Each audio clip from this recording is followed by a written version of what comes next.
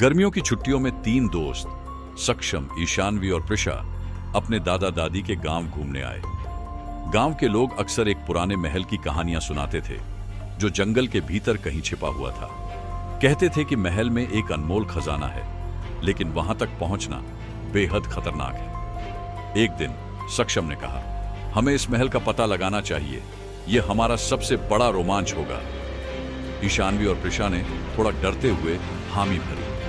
सुबह सुबह वे खाने पीने का सामान और एक नक्शा लेकर निकल पड़े। नक्शा उनके दादाजी ने दिया था, जो कई साल पहले खुद उस महल तक पहुंचने की कोशिश कर चुके थे। पहली बाधा एक विशाल दलदल थी। सक्षम ने देखा कि दलदल के किनारे कई मजबूत पेड़ थे। उसने कहा, हमें पेड़ों की टहनियों का सहारा लेकर रास्ता बनाना होगा। सक्षम ने सबसे पहले एक मजबूत रस्सी बनाई और ईशानवी और प्रिशा की मदद से शाखाओं को जोड़कर एक पुल तैयार किया।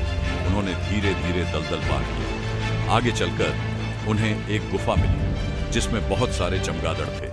प्रिशा ने टॉर्च जलाकर गुफा के भीतर का रास्ता ढूंढा। अचानक एक बड़ा पत्थर रास्ता बंद कर गया। ईशानवी ने अपनी बुद्धिमानी से पास पड़े लकड़ी के लट्ठे का इस्तेमाल किया और पत्थर को हटाने की कोशिश की, लेकिन पत्थर बहुत भारी था। तब सक्षम ने अपनी ताकत लगाई और पत्थर को धक्का देकर रास्ता साफ कर दिया। महल के करीब पहुंचने पर उन्हें एक बड़ा लोहे का दरवाजा मिला। दरवाजे पर एक पहेली लिखी थी, वह क्या है जो सबके पास है लेकिन कोई उसे देख नहीं सकता? सक्षम ने तुरंत जवाब दिया, परछाई। लेकिन दरवाजा नहीं खुला। ईशानवी ने कहा, नहीं, इसका सही जवाब आत्मविश्वास है। जैसे ही उन्होंने यह कहा, दरवाजा खुल गया। महल के अंदर एक बड़ा कक्ष था जहां सोने के सिक्के, हीरे और कई प्राचीन वस्तुएं थी। बीच में एक पत्थर पर लिखा था, यह खजाना उन्हीं का है जो इसे दूसरों की भलाई के लिए उपयोग करे। सक्षम ने कहा, हमें इस खजाने का सही उपयोग करना होगा।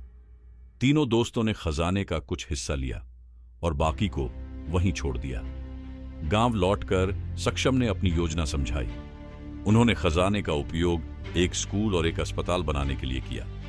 इस तरह सक्षम, ईशानवी और प्रिशा ने न केवल एक अद्भुत रोमांच का अनुभव किया, बल्कि अपने गांव के लोगों की जिंदगी भी बदल दी।